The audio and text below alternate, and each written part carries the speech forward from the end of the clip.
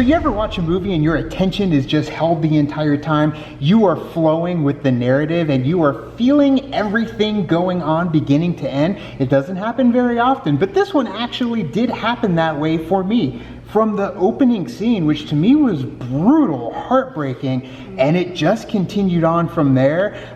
Nightmare fuel, essentially, when it comes to this movie. It wasn't scary, I didn't jump and get scared, but I appreciated what they did when it came to the nightmares, the hallucinations. I mean, they are definitely putting the work when it comes to Pennywise, the world of Pennywise, and these characters making their return to this universe. I have to give it up to, you know, the casting director to get these actors to play the younger versions of the Losers Club. I think that they did a fantastic job. I think that they emulated exactly what the Losers were and then just an older version of them. And I think that's why this movie works so well, is because you took what you loved about the first movie and then just added them as adults, more adult presence to the story. I think that the way that Andy did this movie really brought the good things about the book and then tweaked them a little bit to make them a little bit better, in my opinion.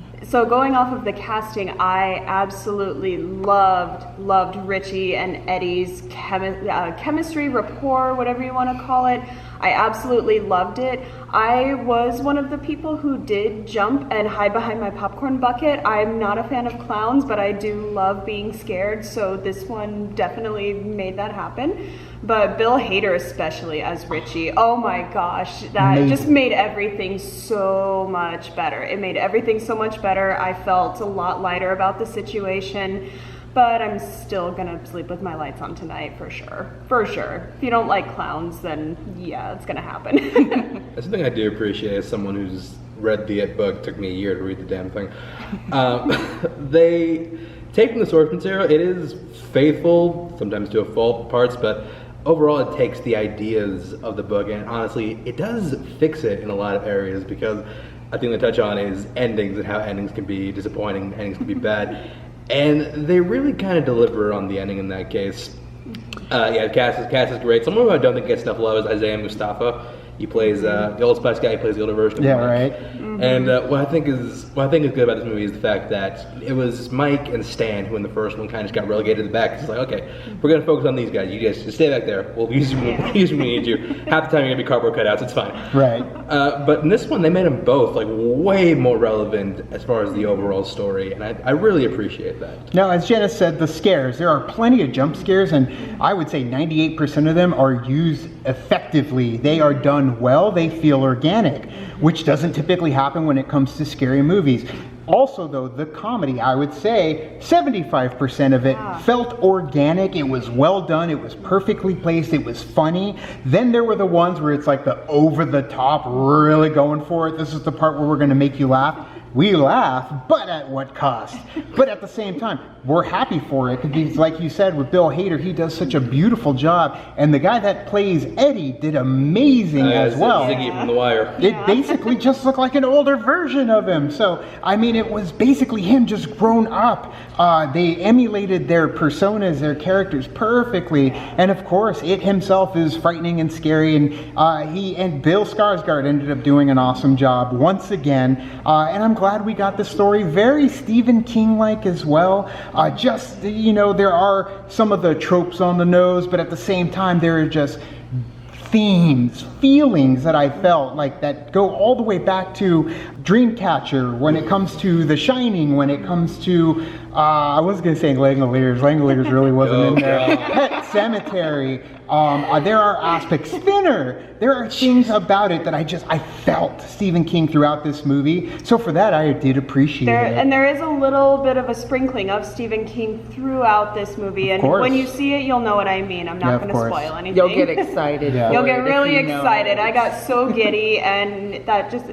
It softened the blow of all the clown scariness. It did also kind of feel like It Chapter 1.5 and It Chapter 2 together. So it's expansion pack. Long, drawn out, doesn't feel long, but it is very flushed out and lengthy when it comes to the characters and their journey. You also feel like a lot of ideas that you can clearly tell Andy Machete had for Right. the first one, but it's like, okay, it makes the movie way too long, Right. so we got to cut these scenes. A lot of the scenes he had ideas for got put back in. There's actually one scene that's a flashback that was actually a deleted scene from the first movie, but he altered it and recut it a little bit, and he put it back in Worked this one, well. which Yeah. was a really good scene. Good use of flashbacks too. You Yes. know, Yeah. usually those aren't done very well, Mm-hmm. especially with like a horror movie. Everything seems so really quick paced and Right. forced or too short. You know, like Right. oh, well, here, let's go to a flashback just so we can explain something for 30 seconds.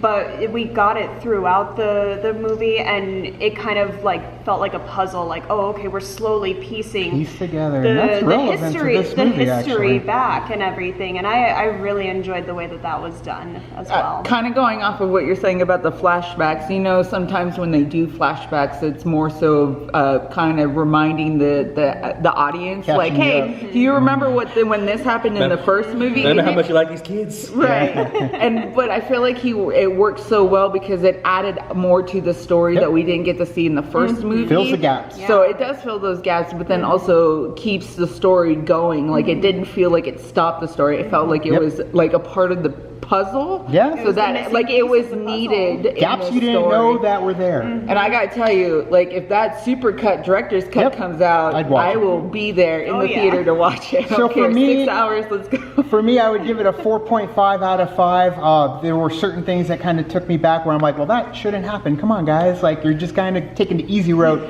here when it comes to certain elements of it, but the rest of it I really Convenient loved. for Yeah. the sake of convenience. Convenient for the sake of convenience. CinemaSins, of course. So, 4.5 for me. I would give it a 4.89. There you go. Absolutely. Reader of the book, so. Yes, I love this Yeah. book. It took me like a week and a half to read it, so I loved Right. it. Yeah. You move much faster than I do. Oh, I can. Quick, yeah. I was doing Dark Tower and she totally ran laps around me with it. So, Jenna, what would you give it?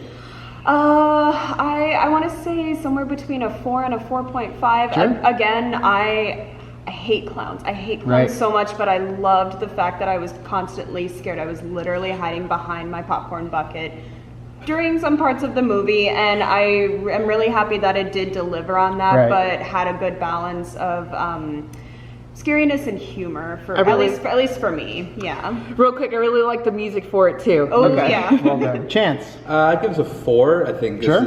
it's really solid. It's a movie I liked more the more it went on. Like, I Right. think it was coming together, it was a little slow. I'm like, okay, I don't buy the chemistry as much as I do with the younger kids, but Sure. as it goes on, like, oh yeah, no, this group feels tight. It feels really good. Right.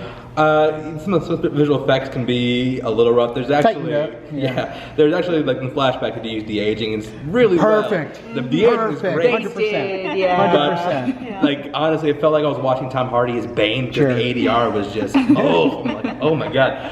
And also they choose to flesh out something, some they don't, which would Right. have actually retroactively made the first one make a little more sense. But overall, still enjoyable ride. I would definitely see it again. 4 out of 5. So what do you guys think? Let us know down in the comments below. You can also like and subscribe. And do the thing on our Facebook, Twitter, Tumblr, Instagram, all the Stardust. social networking ginger eats, you know where they are. Kicking the party, fuel the party, keep the party going on our Patreon. Gets us where we need to go. We will be competing in the Schmoedown. After all, things have changed. Scheduling, or at least location, has changed. So we are going to be competing, and Chance is going to be competing in the movie trivia Schmoedown in Burbank during a Schmoedown Throwdown. You guys can actually get the tickets to watch it from home during the live stream. So get that down in the description of this video. Thank you guys so much. Thank you, Jenna. Thank you, Chance. Find them also in the description of this video. And as always, you'll float too. You'll No. feel it too. And now this party is over. No. Now it's time to say goodbye. Is that what it is? I don't know. I'm trying out some new catchphrases.